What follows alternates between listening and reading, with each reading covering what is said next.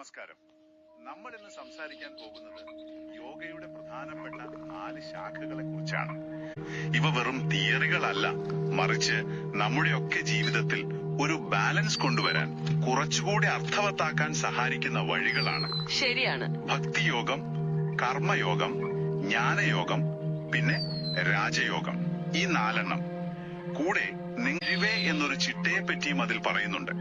അതെന്താണെന്ന് വെച്ചാൽ ഒരു പേഴ്സണൽ ഗ്രോത്തിനും കാര്യക്ഷമതയ്ക്കുമുള്ള ചില തത്വങ്ങളാണെന്ന് തോന്നുന്നു. അപ്പോ ഈ യോഗയുടെ വഴികൾ പറയുമ്പോൾ ആ കഴിവേ തത്വങ്ങളുമായി ഇതിനെ എങ്ങനെ കണക്ട് ചെയ്യാമെന്നും കൂടെ നമുക്ക് നോക്കാം. സാധാരണക്കാർക്കും എളുപ്പത്തിൽ മനസ്സിലാകുന്ന രീതിയിലാവും നമ്മുടെ ഈ സംസാരം. തീർച്ചയായും. യോഗ എന്ന് പറയുമ്പോൾ പലരുടെയും മനസ്സിൽ വരുന്നത് ആസനങ്ങൾ മാത്രമാണ്, അല്ലെ? ശാരീരിക വ്യായാമം. അതെ, കൂടുതലും അതാണ്. പക്ഷെ യോഗ അതിനേക്കാളൊക്കെ എത്രയോ വലുതാണ്. ഈ 4 ശാഖകളും, അതായത് ജീവിതത്തെ മൊത്തത്തിൽ കാണാനുള്ള വഴികളാണ്. യോഗ എന്ന വാക്കിന്റെ അർത്ഥം തന്നെ ചേരുക, ഒന്നിപ്പിക്കുക എന്നൊക്കെയാണല്ലോ. ശരീരവും മനസ്സും ആത്മാവും തമ്മിൽ, അതുപോലെ നമ്മളും ഈ പ്രപഞ്ചവും തമ്മിലുള്ള ഒരു ചേർച്ച.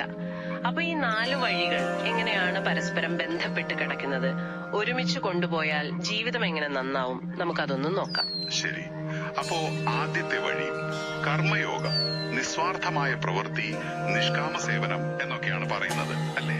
അതെ. പക്ഷേ ഈ നിഷ്കാമ കർമ്മം, അതായത് ഫലം നോക്കാതെ പ്രവർത്തിക്കുക, അത് കേൾക്കാൻ നല്ല രസമുണ്ട്. പക്ഷെ പ്രായോഗികമായി നമ്മൾ എന്ത് ചെയ്താലും ഒരു റിസൾട്ട് പ്രതീക്ഷിക്കില്ലേ?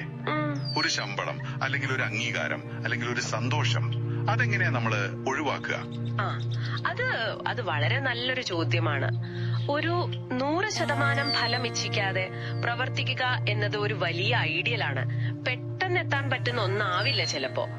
പക്ഷേ കർമ്മയോഗം ശരിക്കും ഊന്നൽ കൊടുക്കുന്നത് ഫലത്തിൽ മാത്രം നമ്മുടെ ശ്രദ്ധ പോയിട്ട് ആ ചെയ്യുന്ന പണിയുടെ ക്വാളിറ്റി, അതിലെ ഒരു ഡെഡിക്കേഷൻ, അതൊന്നും നഷ്ടപ്പെടരുതെന്നാണ്. വ്യക്തിഗത നേട്ടം ആഗ്രഹിക്കാതെ പ്രകൃതിയോട് സമർപ്പണ ബുദ്ധിയോടെ പ്രവർത്തിക്കുക. അതായത് നമ്മുടെ ബെസ്റ്റ് എഫേർട്ട് കൊടുത്ത് ശ്രദ്ധയോടെ ആ കാര്യം ചെയ്യുക. അതിന്റെ ഫലം പിന്നാലെ വന്നോളും. അപ്പൊ ഫലത്തെ പറ്റി ചിന്തിക്കുകയേ ചെയ്യരുതെന്നല്ല. അല്ല, ഫലത്തിൽ മാത്രം തൂങ്ങിക്കിടക്കരുത് എന്നാണോ? അതെ, അങ്ങനെ പറയാം. കാരണം ഫലങ്ങൾ 3 പണം, സന്തോഷം, യശസ്. ഇതിൽ പണം ചിലപ്പോ വരും പോകും, അതൊരു താൽക്കാലിക കാര്യമാണ്. പക്ഷെ ആ ചെയ്യുന്ന പ്രവൃത്തിയിലുള്ളൊരു സന്തോഷം, ആത്മാർത്ഥമായിട്ട് ചെയ്യുമ്പോൾ കിട്ടുന്ന ഒരു പേര്, അതൊക്കെ കൂടുതൽ കാലം നിൽക്കും.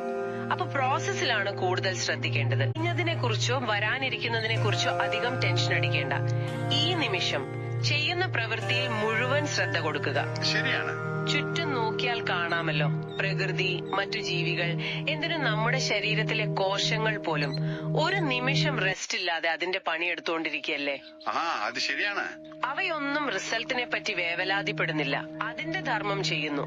അതുപോലെ നമ്മളും നമ്മുടെ കർമ്മം തന്നെ ലക്ഷ്യമാവണം. നമ്മൾ ചെയ്യുന്ന ജോലിയിൽ മുഴുകുമ്പോൾ ഒരു പ്രത്യേക സംതൃപ്തി കിട്ടാറുണ്ടല്ലോ. ചിലപ്പോ റിസൾട്ട് കിട്ടുന്നതിനേക്കാൾ വലുതായിരിക്കും അത്. തീർച്ചയായും. അവിടെയാണ് ഈ KHV ആശയത്തിലെ ABCDZ തത്വങ്ങളിൽ A for action വരുന്നത്. കാര്യമേ ഒരു പേഴ്സണൽ എഫിഷ്യൻസിയെ കുറിച്ചാണല്ലോ. അവിടെ ആക്ഷൻ എന്ന് വെച്ചാൽ വെറുതെ എന്തെങ്കിലും ചെയ്യുക എന്നല്ല, ഒരു ലക്ഷ്യത്തോടെ ശ്രദ്ധയോടെ ചെയ്യുക. കർമ്മയോഗവും അത് തന്നെയാണ് പറയുന്നത്.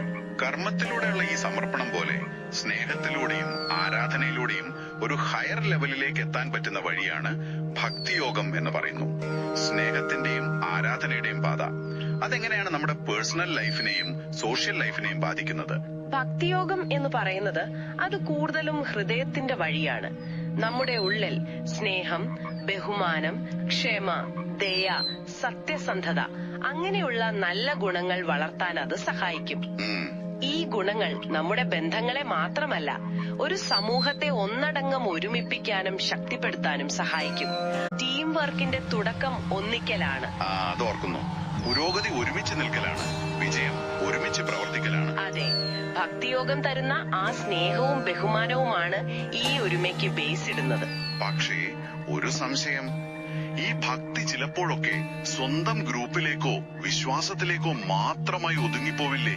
മറ്റുള്ളവരെ അകറ്റി നിർത്തുന്ന ഒരു സ്വഭാവം ചിലപ്പോൾ കാണാറില്ലേ?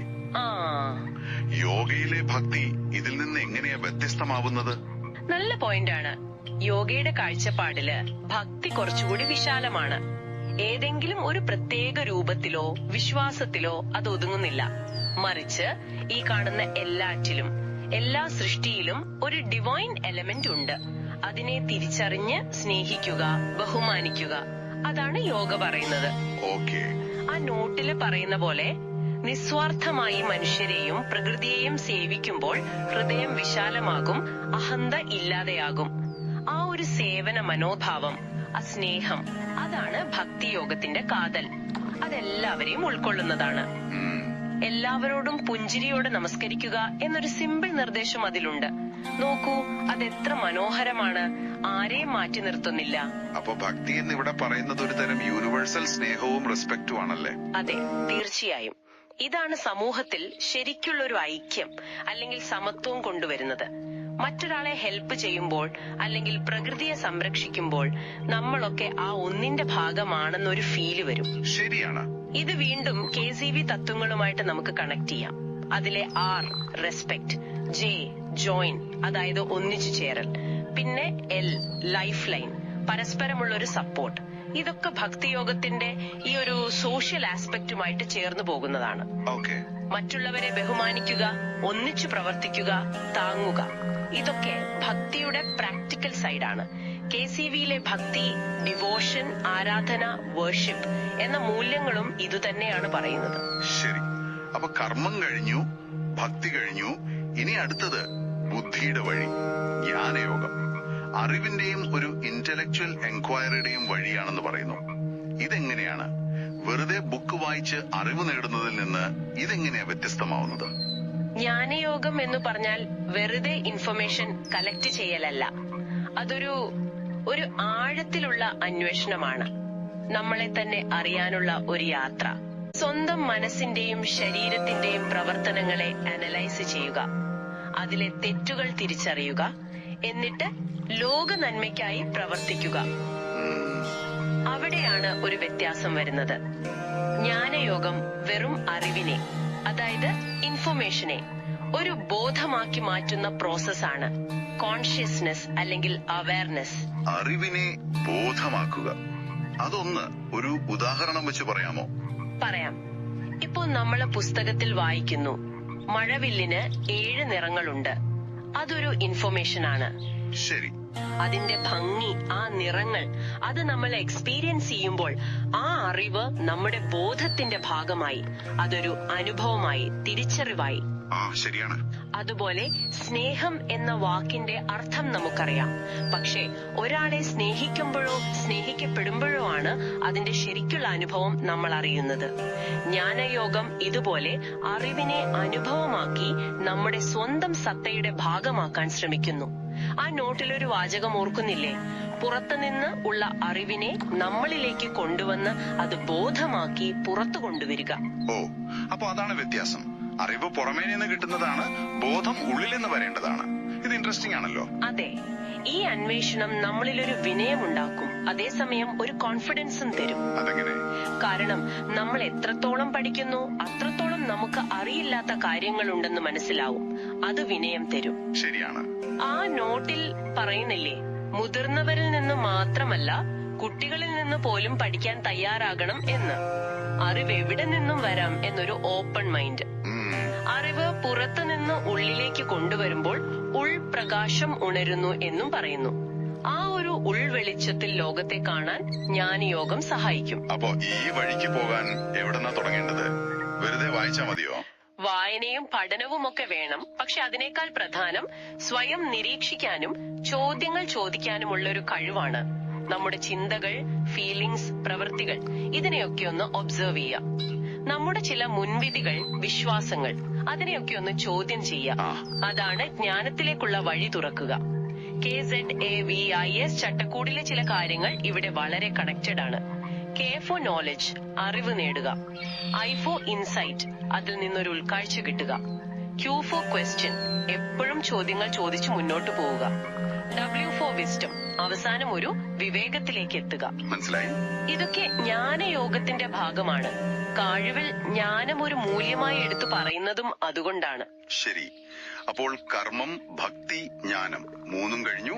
ഇനി നാലാമത്തേത്, ഒരുപക്ഷെ ഏറ്റവും പ്രാക്ടിക്കൽ എന്ന് തോന്നുന്നത് രാജയോഗം. ഇതൊരു സയന്റിഫിക് അപ്രോച്ച് ആണെന്ന് തോന്നുന്നു. എന്താണ് ഇതിന്റെ പ്രത്യേകത? രാജയോഗത്തെ രാജകീയ പാത എന്നും പറയാറുണ്ട്. കാരണം ഇത് മനസ്സിനെ കൺട്രോൾ ചെയ്യാനുള്ള ഒരു ഡയറക്റ്റ് സിസ്റ്റമാറ്റിക് വഴിയാണ്. നിങ്ങൾ പറഞ്ഞ പോലെ ഇതിനൊരു സയന്റിഫിക് സ്ട്രക്ചർ ഉണ്ട്. മനസ്സിനെ അനലൈസ് ചെയ്യുക, അതിന്റെ ചാഞ്ചാട്ടങ്ങളെ നിയന്ത്രിക്കാൻ പഠിക്കുക, ശ്വാസം നിയന്ത്രിക്കുക, അതായത് പ്രാണായാമം, പിന്നെ ധ്യാനം, ഇതൊക്കെ വെച്ച് ഇന്ദ്രിയങ്ങളെയും ചിന്തകളെയും കൺട്രോൾ ചെയ്യുക. അതാണ് ഇതിന്റെ രീതി. നിങ്ങളുടെ നോട്ടിൽ ഒരു ഇൻട്രസ്റ്റിംഗ് ഐഡിയ പറയുന്നുണ്ട്. നമ്മുടെ ശരീരത്തിലെ കോടിക്കണക്കിന് കോശങ്ങൾ, അവയ്ക്ക് വേണ്ട ഓക്സിജനും പോഷകവും ഒക്കെ എത്തിച്ചു കൊടുത്ത് അവയുടെ രാജാവായി നമ്മൾ മാറുക എന്നത്. അതായത് നമ്മുടെ ശരീരത്തിന്റെയും മനസ്സിന്റെയും ഫുൾ കൺട്രോൾ ഏറ്റെടുക്കുക. അതെ. ഇത് കേൾക്കുമ്പോൾ അഷ്ടാംഗയോഗ ഓർമ്മ വരുന്നു. യമം, നിയമം, ആസനം, പ്രാണായാമം, ആ 8 ഘട്ടങ്ങൾ. തീർച്ചയായും പതഞ്ജലിയുടെ യോഗസൂത്രത്തിൽ പറയുന്ന അഷ്ടാംഗ യോഗ അത് രാജയോഗത്തിന്റെ ഒരു പ്രധാന ഭാഗമാണ്. അതൊരു സിസ്റ്റമാറ്റിക് ട്രെയിനിങ് പ്ലാൻ ആണ്. രാജയോഗം കൂടുതൽ ഊന്നൽ കൊടുക്കുന്നത് സെൽഫ് ഡിസിപ്ലിൻ, പിന്നെ തപസ്, അതായത് സ്വയം ശുദ്ധീകരിക്കാനുള്ള പ്രാക്ടീസുകൾ. ഇത് ശരീരത്തെയും മനസ്സിനെയും ഒരുപോലെ നറിഷ് ചെയ്യും. ഓജസ്സും തേജസ്സും കൂടും, ശരീരത്തിലെ എനർജി ഫ്ലോ ശരിയാവും. അവസാനം ആധി, അതായത് മെന്റൽ സ്ട്രെസ്, പിന്നെ വ്യാധി, ശാരീരിക അസുഖങ്ങൾ, ഇതൊന്നുമില്ലാതെ ഹെൽത്തിയായി സമാധാനത്തോടെ ജീവിക്കാൻ ഇത് ഹെൽപ്പ് ചെയ്യും.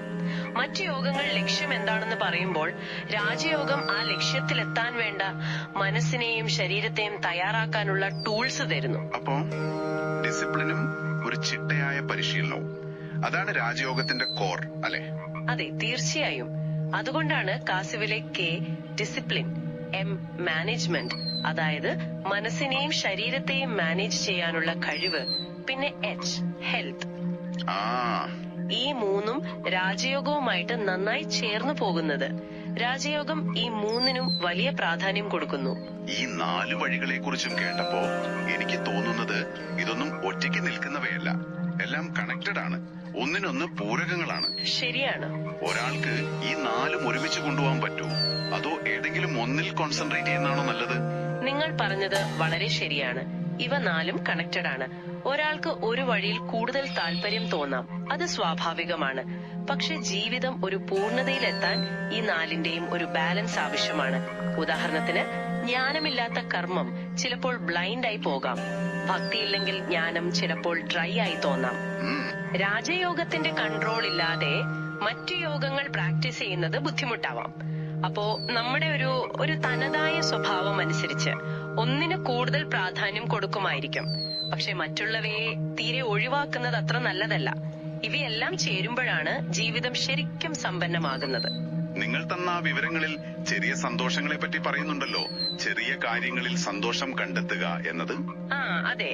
നല്ല ഫുഡ് കഴിക്കുന്നതിലെ സന്തോഷം, പ്രകൃതിയോടുള്ള സ്നേഹം, ചെയ്യുന്ന ജോലിയിലെ ഒരു ആനന്ദം, അറിവ് കിട്ടുമ്പോഴുള്ളൊരു വെളിച്ചം, ഇതൊക്കെ ഈ യോഗ വഴികളുമായി എങ്ങനെ കണക്റ്റഡ് ആവുന്നത്? വളരെ നല്ലൊരു നിരീക്ഷണമാണത്.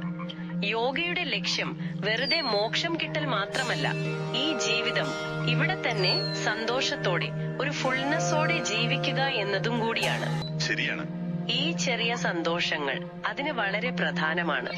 നല്ല ഭക്ഷണം കഴിക്കുമ്പോൾ അത് ശരീരത്തോടുള്ളൊരു ശ്രദ്ധയാണ്, സ്നേഹമാണ്. അത് രാജയോഗവുമായും ഭക്തിയോഗവുമായും കണക്റ്റഡ് ആണ്. പ്രകൃതിയെ സ്നേഹിക്കുന്നത് ഭക്തിയുടെ ഭാഗമാണ്. ചെയ്യുന്ന ജോലിയിൽ സന്തോഷം കണ്ടെത്തുന്നത് കർമ്മയോഗമാണ്. ഒരു പുതിയ കാര്യം അറിയുമ്പോൾ കിട്ടുന്ന സന്തോഷം, അത് ജ്ഞാനയോഗമാണ്. അപ്പൊ ഇതെല്ലാം കൂടി ചേർന്നാണ് ലൈഫ് മനോഹരമാകുന്നത്. പിന്നെ അതിൽ പറയുന്ന വേറൊരു കാര്യം, പങ്കുവെക്കുമ്പോൾ സന്തോഷം വർദ്ധിക്കുന്നു എന്നതാണ്. അതും കണ്ടു. നമ്മുടെ കർമ്മങ്ങൾ, നമ്മുടെ അറിവ്, സ്നേഹം, അതൊക്കെ മറ്റുള്ളവർക്ക് കൂടെ ഉപകാരപ്പെടുമ്പോൾ ആ സന്തോഷം കൂടും. അതും ഒരു തരം നിസ്വാർത്ഥ സേവനമാണ്. കർമ്മയോഗവും ഭക്തിയോഗവുമാണ്. അതുപോലെ നമ്മുടെ ഡ്യൂട്ടിയെ കുറിച്ചും ഓർമ്മിപ്പിക്കുന്നുണ്ട്. സന്തോഷത്തോടെ ജീവിക്കുക എന്നത്. അതെ. കഴിഞ്ഞുപോയ കാര്യങ്ങൾ, മറ്റുള്ളവർ ചെയ്ത തെറ്റുകൾ, അതൊന്നും ഓർത്ത് വിഷമിച്ചിരിക്കാതെ മുന്നോട്ടു പോകണമെന്നും പറയുന്നു. അതെ. ഇന്നലെ വേദനിപ്പിച്ചവരെ മറക്കുക, പക്ഷെ നിങ്ങളെ സ്നേഹിക്കുന്നവരെ എന്നും ഓർക്കുക. ആ വാചകം വളരെ പ്രധാനമാണ്. പഴയ വേദനകളിൽ നിന്നും വീഴ്ചകളിൽ നിന്നും പഠിക്കണം, പക്ഷെ അതിൽ തന്നെ പിടിച്ചു തൂങ്ങിക്കിടക്കരുത്. ഇന്നിൽ ജീവിക്കുക, ഇന്നത്തെ സന്തോഷത്തിൽ ശ്രദ്ധിക്കുക. യോഗയും അതുതന്നെയാണ് പറയുന്നത്. ഈ നിമിഷത്തിൽ ജീവിക്കുക, ഇരുട്ടിനെ അകറ്റി നിങ്ങളുടെ ജീവിതം പ്രകാശിപ്പിക്കുക. ഓർക്കുന്നു. അത് യോഗയുടെയും ഈ കാജ്വേ പോലുള്ള ലൈഫ് സ്കിൽ പ്ലാനുകളുടെയും ഒക്കെ ലക്ഷ്യങ്ങളായ സ്വാതന്ത്ര്യം, സന്തോഷം, സമാധാനം, ഒരു ജീവിത ലക്ഷ്യം കണ്ടെത്തൽ, ഇവയുമായി എത്ര ഭംഗിയായിട്ടാണ് ചേർന്നു പോകുന്നത്. അപ്പോ നമ്മൾ ഇന്ന് സംസാരിച്ച ഈ കാര്യങ്ങളിൽ നിന്ന് എന്താണ് ഏറ്റവും പ്രധാനമായി ഓർക്കേണ്ടത്?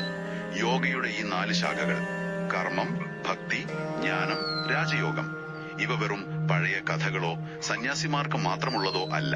അല്ല, നമ്മുടെ ഡെയിലി ലൈഫിൽ കൊണ്ടുവരാൻ പറ്റുന്ന കാര്യങ്ങളാണ്. ജീവിതത്തെ കുറച്ചുകൂടി ബാലൻസ് ചെയ്യാനും മീനിങ് ഫുൾ ആക്കാനും സന്തോഷത്തോടെ ഇരിക്കാനും സഹായിക്കുന്ന പ്രാക്ടിക്കൽ വഴികളാണ്. ഒരുപക്ഷെ ഇത് കേട്ടത് നിങ്ങൾക്കും നിങ്ങളുടെ ജീവിതത്തെ ഒരു പുതിയ രീതിയിൽ കാണാൻ ഒരു ഇൻസ്പിറേഷൻ ആയേക്കാം. തീർച്ചയായും. അവസാനിപ്പിക്കുന്നതിന് മുൻപ് ഒരു ചിന്ത കൂടി പങ്കുവെക്കാമെന്ന് തോന്നുന്നു. നിങ്ങൾ തന്ന ഈ വിവരങ്ങളിലുടനീളം ഒരു ലക്ഷ്യം കണ്ടെത്തേണ്ടതിന്റെ, സ്വയം തിരിച്ചറിയേണ്ടതിന്റെ പ്രാധാന്യം പറയുന്നുണ്ട്. ശരിയാണ്. ഒരുപക്ഷെ ഈ 4 വഴികളിൽ ഏതാണ്, അല്ലെങ്കിൽ ഏതിന്റെയൊക്കെ ഒരു കോമ്പിനേഷനാണ് നിങ്ങളുടെ തനതായ സ്വഭാവത്തിന്, ജീവിത സാഹചര്യങ്ങൾക്ക്, ലക്ഷ്യങ്ങൾക്ക് ഏറ്റവും ചേരുന്നത് എന്ന് കണ്ടെത്താനുള്ള ഒരു യാത്ര, ആ ഒരു അന്വേഷണം, അത് തന്നെയായിരിക്കുമോ നിങ്ങളുടെ ഈ ജീവിതത്തിലെ ഏറ്റവും വലിയ കർമ്മം? അതൊരു നല്ല ചിന്തയാണ്. നിങ്ങളുടെ ആ വഴി കണ്ടെത്താനും ഞങ്ങൾ നിങ്ങളെ പ്രോത്സാഹിപ്പിക്കുന്നു. ഈ ചർച്ചയിൽ പങ്കുചേർന്നതിന് വളരെ നന്ദി.